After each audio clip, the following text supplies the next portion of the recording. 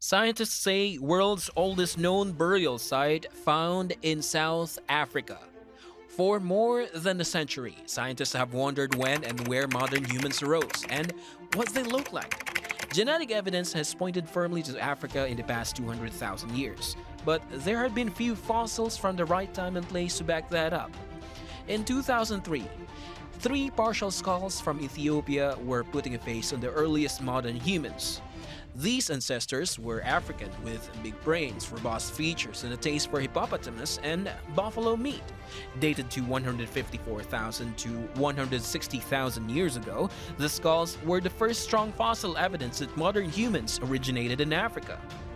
This is the oldest clear example of an early modern human we found, says paleoanthropologist Chris Stringer of the Natural History of Museum in London.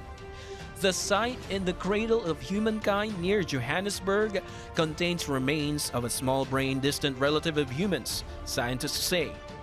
Deep inside the Rising Star cave system, about 20 miles outside Johannesburg, a group of young scientists led by American paleoanthropologist Lee Berger claim to have found grave sites of small-brained hominids dating back between 236,000 and 335,000 years, much older than the first known human graves from a cave in Israel, which date to about 92,000 years ago. Paleoarchaeologists have long assumed that larger brains eventually brought our later ancestors more complex thought, allowing for the development of complicated language, the control of fire, and other advanced concepts, such as burying their dead. This discovery, Berger believes, will start to turn that conventional wisdom on its head. These are the most ancient interments yet recorded in the hominin record, earlier than evidence of Homo sapiens interments by at least 100,000 years. The scientists wrote in a series of yet to be peer-reviewed and preprint papers to be published in eLife. The findings challenge the current understanding of human evolution, as it is normally held that the development of bigger brains allowed for the performing of complex meaning-making activities such as burying the dead. The oldest burials previously unearthed found in the Middle East and Africa contained the remains of Homo sapiens and were around 100,000 years old. Those found in South Africa by the research team led by Berger, whose previous announcements have been controversial, date back to at least 200,000 BC. Homo naledi tells us we're not that special. Berger, a United States-born explorer, told AFP news agency, "We ain't gonna get over that." Still a lot to uncover. Homo naledi, a primitive species at the crossroads between apes and modern humans, had brains about the size of oranges and stood to about 1.5 meters or 5 feet tall, with curved fingers and toes, tool-wielding hands, and feet made for walking. Homo naledi was discovered in 2013 by Berger, helping append the notion that our evolutionary path was a straight line. The species is named after the Rising Star cave system where the first bones were found in 2013. The oval-shaped interments at the center of the new studies were also found there during excavations started in 2018. The holes, which researchers say evidence suggests were deliberately dug and then filled in to cover the bodies, contained at least 5 individuals. These discoveries show that mortuary practices were not limited to Homo sapiens or other hominins with large brain sizes, the researchers said.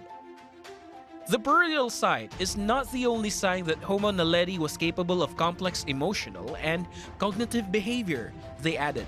Berger's earlier discoveries won the interest of National Geographic, which named him Explorer in Residence and featured his work in television shows and documentaries.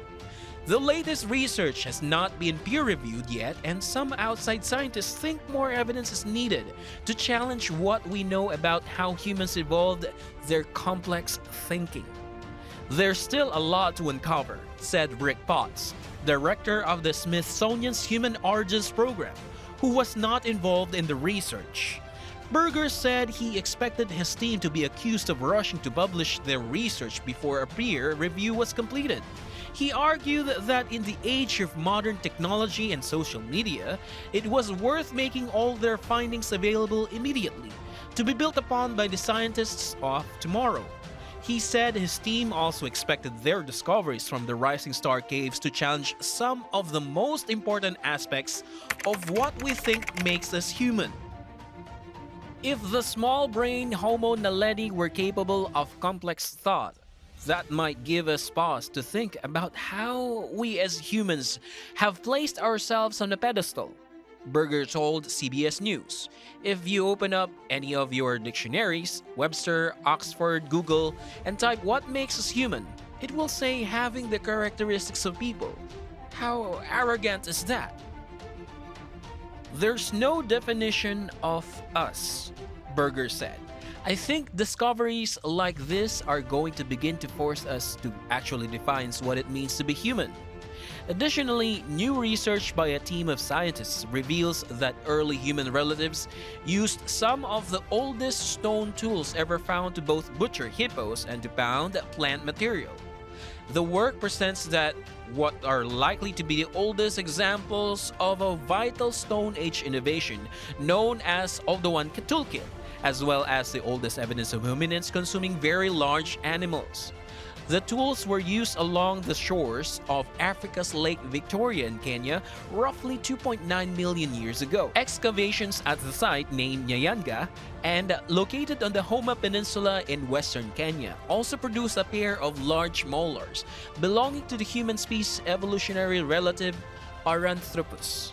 The study, which appears in the journal Science, and was led by researchers at the Smithsonian's Museum of Natural History and the City University of New York's Queens College, included NYU biological anthropologist Shara Bailey, whose analysis of the newly discovered molars aided in identifying the species to which the teeth belong to. They turned out to belong to the oldest Paranthropus remains yet found. It's exciting to start closing the gap between the earliest stone tools, which are not associated with the hominin species, and later tools associated with our genus Homo, says Bailey, director of NYU's Center for the Study of Human Origins. The fact that these tools are associated with Paranthropus may force us to think the capabilities of these enigmatic hominins. The presence of the teeth at the site where stone tools were also discovered raises questions about which human ancestor made those tools, adds Rick Potts, senior author of the study and the National Museum of Natural History's Peter Buck Chair of Human Origins. The assumption among researchers has long been that only the genus Homo, to which humans belong, was capable of making stone tools, Potts says.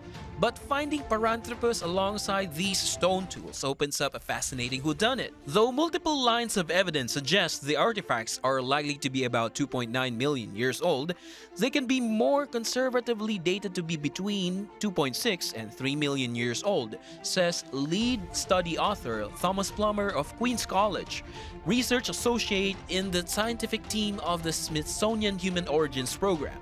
Whichever hominin lineage was responsible for the tools, they were found more than 800 miles from the previously known examples of Oldowan stone tools, 2.6 million year old tools unearthed in Ledigiraro, Ethiopia.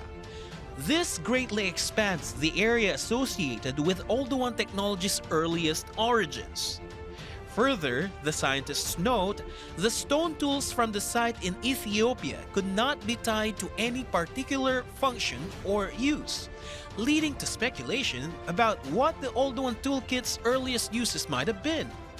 Through analysis of the wear patterns on the stone tools and animal bones discovered at Nyayanga, Kenya, the team behind the discovery reported in Science shows that these stone tools were used by early human ancestors to process a wide range of materials and foods, including plants, meat, and bone marrow. The Oldowan toolkit includes 3 types of stone tools: hammerstones, cores, and flakes.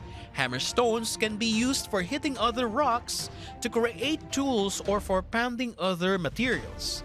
cores typically have an angular or oval shape, and when struck at an angle with a hammerstone, the core splits off a piece or flake that can be used as a cutting or scraping edge or further refined using hammerstone. With these tools, you can crush better than an elephant's molar can and cut better than a lion's canine can. But observes, although one technology was like suddenly evolving a brand new set of teeth outside your body, and it opened up a new variety of foods on the African savanna to our ancestors.